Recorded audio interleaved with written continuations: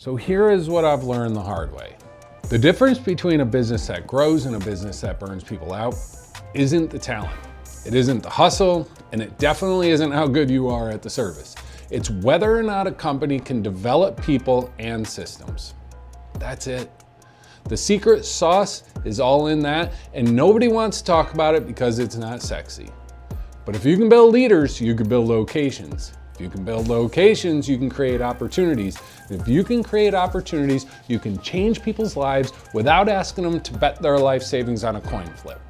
So today I'm going to show you a small part of what that looks like behind the scenes, and not as a highlight reel. As real work, real progress, real constraints, and real people trying to do things the right way. And we're starting and ending with training, because training is the foundation that everything gets built on. We're also going to check in with Nick, see what he's been building, and the mammoth mystery has been solved. Finally. Wait till you see what all the fuss was about. Let's go. All right, Al's working hard on building out our core training, so that way it's a repeatable system that nobody has to try to memorize, nobody has to try to put together the same performance and the same speech every single time that we go through and try to train a new apprentice or even just a new technician. He's building it out as a slideshow, which will turn into a video eventually, and that way whoever's doing the training can just talk between slides, talk between videos, and then there's no risk of us missing anything, and it's fully compliant with DEC and all of their regulations. So we're going to take a little peek at that right now, show you what Al's doing.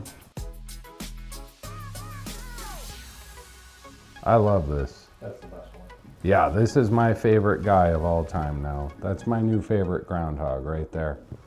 So what Nick is doing though is pretty amazing. He's building a space so that we can take this, which I'll show you some of this in a second, but he can take this content, say Al can go down into this room that Nick's building out. He's building a little studio, and we can do SOPs through video, and we can cut all of the content to make training actually fun but repeatable. Rather than having the same person over and over and over trying to say the same thing over and over and over, we can have it said one time to a camera, and then it's repeatable by just hitting a play button. Where now the person that's doing the training doesn't have to worry about if they miss anything, because it's all in video form and in a specific order, where they can just talk between videos or slides, and it becomes repeatable and measurable, rather than trying to do the same thing over and over and over without making mistakes, because human error it's guaranteed. One of the other things that we're working on right now is the rebuild of our CRM. We want to be able to take our customers through the best experience possible, even though all we're really doing is lawn treatments. It's not just lawn treatments. It's about setting goals, setting expectations, having a plan, executing the plan, constant communication. We're going to try to make sure that our customers are taken care of, that they don't feel like we're an extra chore for them.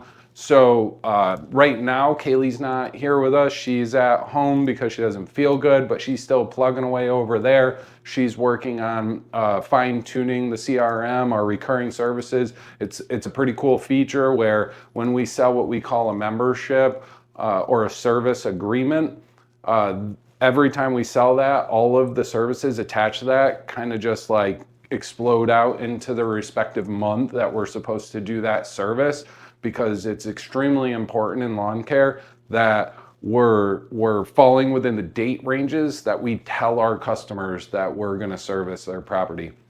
Because if we don't and we're outside of those date ranges, it's a huge fine. So we don't want to ever get into that situation. Plus, we just want to make sure we're doing the right thing for our customers and their properties. So Kaylee's at home working on that. Al jumps in every once in a while between training, kind of take his eyes off that and jump in and help out.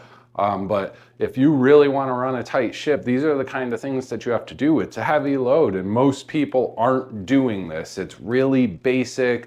Even some of the big companies are still doing some of the most generic things. You know, they say they're sending you all the information that you need, but they never even came and collected the information to give it to you.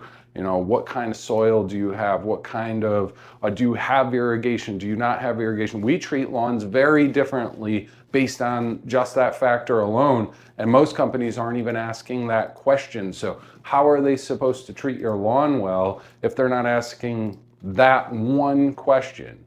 So many people don't get asked, do you have an underground dog fence? And then what happens? Somebody goes over there and aerates it and destroys it. Oh, it's not my fault, I couldn't see it. Well, you didn't ask the question, so it's your responsibility. It's not their responsibility to know what damage you can cause, it's your responsibility. So on our end, we build out these systems in our CRM so we know this information right up front.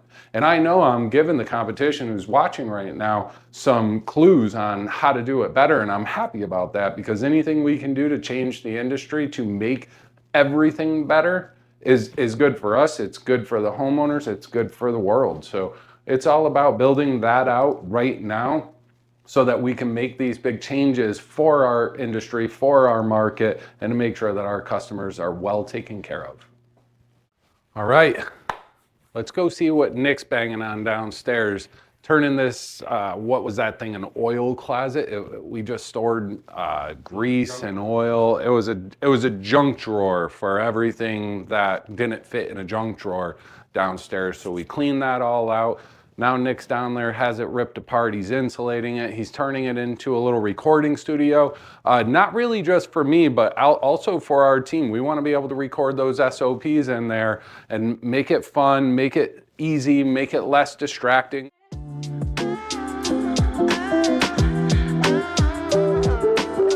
It's the only way to be, baby. Big Nick. You causing trouble down here? I had to build you out a ½ inch. You had to build me out a ½ inch. On that wall, that other wall, because of the way it's plated. Go look at it. Let's go take a look.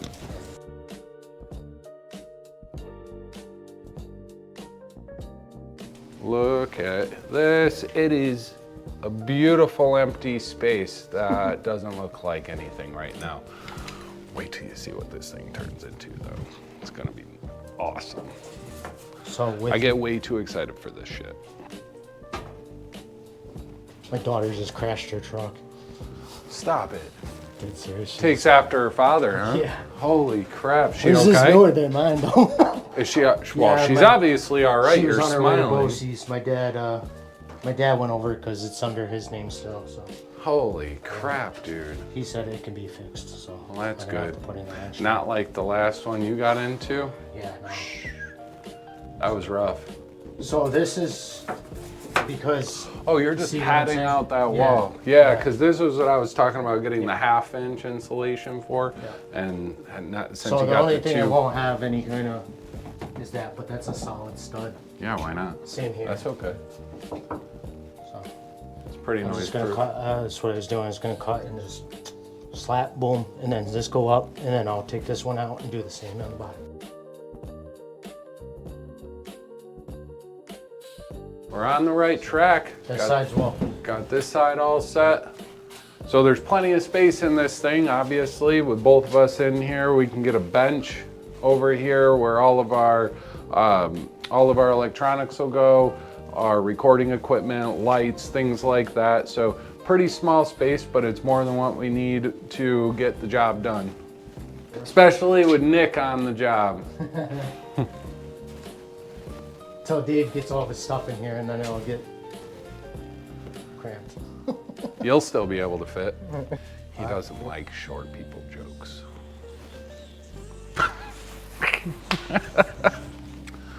All right, next thing we're gonna take a look at is that mammoth. That thing, we're not gonna talk about what I really think about that thing, but the mystery has been solved. We don't have to worry anymore about what's wrong with it because everything is wrong with it, but now everything is fixed with it. We just got to get it back together. I imagine that these little things, now that we fully understand it, aren't going to happen anymore. We're going to be able to prevent all this stuff from happening, but if you don't know what you don't know, you're stuck every time this thing breaks down, you're stuck dealing with it. You gotta drag it places. It operates like a skid steer, so it doesn't move very easy when it doesn't run. So just certain things to keep in mind. If you're ever gonna buy one of these Aaron's Mammoths, you really gotta pay very close attention to making sure that everything is taken care of and that it's protected. Let's go take a look at what we were dealing with.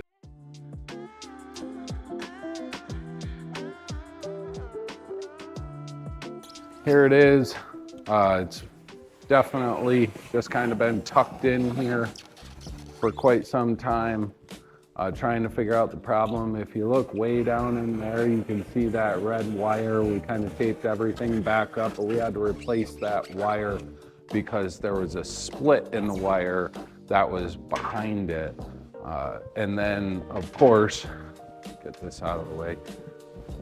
Then of course there was this part right here. This is your electrical motor that controls that chute through here. This thing spins side to side, so you're not blasting a house or a car. You can control where you're throwing your snow. But otherwise, I mean, this thing is a beast, but when you get those stupid electrical problems, which it really shouldn't have, they got to work on making sure that that kind of stuff is sealed up and that we don't have any of these issues moving forward with the newer machines. But all the tank had to come off of this thing. As you can see, we had to pull off the massive tank that goes around here that sprays the salt brine. We had to pull the fuel tank off. Well, actually that's the fuel tank. This is the other part of the brine. But all this had to come off. You even have to pull it off just to get to the starter or any of the wires beneath it. So keeping all this clean is next to impossible when you're out dealing with salt and water. So as long as you know these things, or when you first get it, make sure you check every nut and bolt on there, because one little thing goes wrong. Like when we first got it, a bolt came loose, it disconnected a clamp that was holding a hydraulic line in place. The hydraulic line was rubbing on a pulley all the way up underneath it. We could barely even see it to diagnose it where it was coming from, because there was just fluid everywhere, and it rubbed on the pulley and busted in a crazy big storm. And it was like the first big storm we ever used it. So if you're ever buying one of these machines, go through it. Also, get the bigger snowblower, or don't put that salter on the back, because the salter is wider than the snowblower, so you're constantly rubbing the back end of that salter on the snowbanks. But other than that, I mean, you gotta keep in mind that it's electrical, everything's electrical on it, and you're gonna have those kind of issues non-stop if you don't keep it cleaned up and keep it protected. Use fluid film, use WD-40, whatever you got to do to push that water away from those key components. Let's go take a look at this tractor. This thing, I can't believe how much abuse it has taken doing snow removal, but it's an absolute beast. This is probably one of the best snow removal pieces of equipment I've ever used in my life. One thing to note though, if we ever upgrade the pusher for the front end of it, get a breakaway blade on it.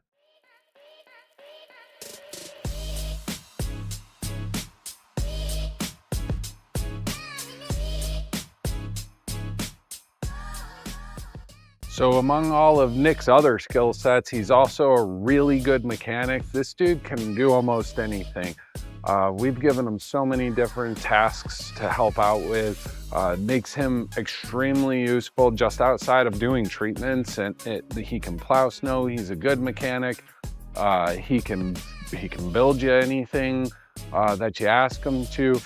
He's gonna fix that tractor up, get the glass into it. I'm sure him and Al will double down on that, try to get done before the next big storm.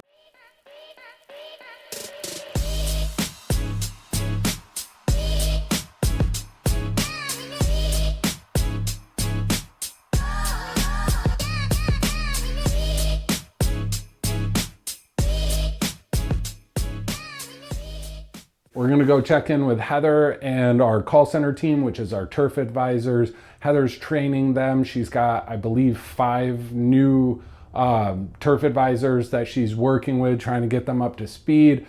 I know she's still working hard at the renewals because the renewals are the foundation for each season ahead. It gives us the ability to understand what we're walking into, how many people have returned, how many people have, left for various reasons, whether it's, moving or can't afford it this year. There's a lot of different reasons. Maybe they just didn't see the results. Those are few and far between, but we still get them every once in a while. You can't make everybody happy. However, Heather does believe wholeheartedly that we can make almost everybody happy. And I've seen her do it. So now she's working with a team and she's getting everybody to the point where they can provide the same customer experience as her because she's built systems and they can work together. And it doesn't matter who gets on the phone with a customer. The notes are there, the goals are there. Everybody's up to speed on exactly what needs to happen to make sure that the homeowner gets that experience that we're trying to provide to them. All right, so the core of what we do is those 3 plans. Getting somebody on a program, that's the start of all of it, right? Our main focus is soil fertility, healthy turf, growing healthy grass, right? We do have add-on services as well, which we'll touch base on too, but who we are as a glance is really just soil fertility, lawn, healthy turf.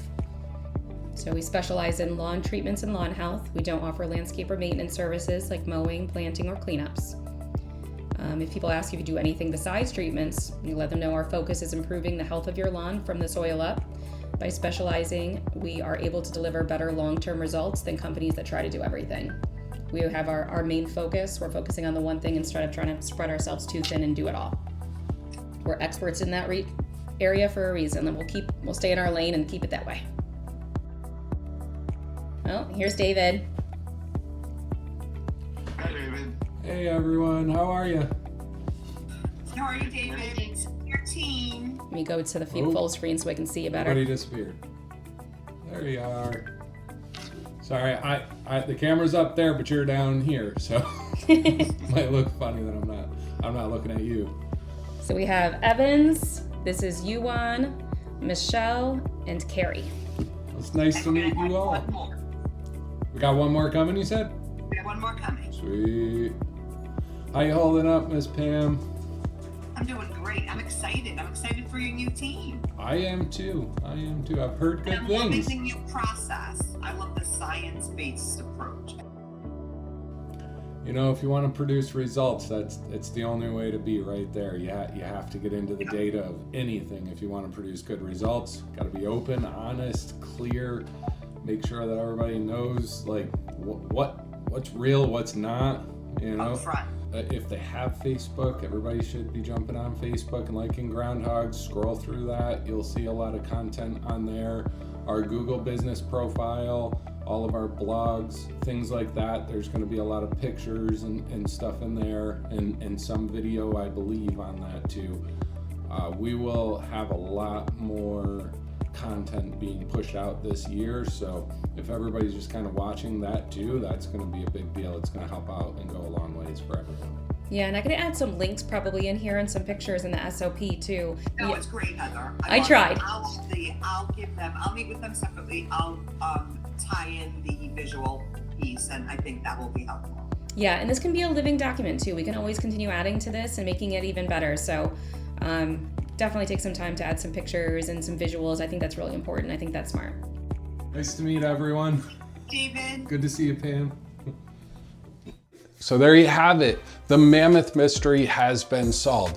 Thank God, that was annoying. You got to see the tractor again. Hopefully we can get that fixed soon. We've got it patched up for now. We got that dog bone replaced. The pusher is still kind of bent, but it's got a rubber cutting edge. That's still holding pretty straight. So we're gonna let that slide for a little while. Meanwhile, Nick's working on that studio so we can start recording in there with a little less echo.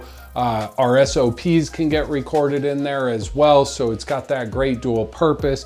Kaylee's working on our CRM to try to revise all of our packages because we've updated things. We brought in some great new things for our customers, which is better products, a better process. Heather's working with our turf advisors, our new trainees. She's making sure that everybody's up to speed so we can provide a seamless experience no matter who's on the phone.